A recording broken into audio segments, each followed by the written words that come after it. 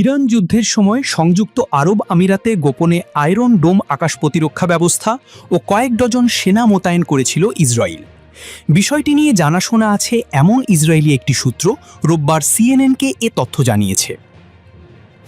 মার্কিন সংবাদ মাধ্যম অ্যাক্সিওস প্রথম এই খবর প্রকাশ করে। পরে সে বিষয়টি সিএনএনকে নিশ্চিত করেছে ইসরায়েলি সূত্র।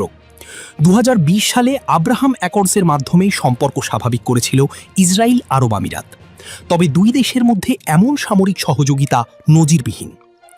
ইসরায়েলি সূত্র জানিয়েছে, যুদ্ধ চলাকালে আরব আমিরাতের প্রেসিডেন্ট শেখ মোহাম্মদ বিন জায়েদের সঙ্গে ফোনালাপ হয়েছিল ইসরায়েলের প্রধানমন্ত্রী বেনিয়ামিন নেতানিয়াহুর। এরপরই আমিরাতে আয়রন ডোম পাঠাতে ইসরায়েলি বাহিনীকে নির্দেশ দিয়েছিলেন নেতানিয়াহু।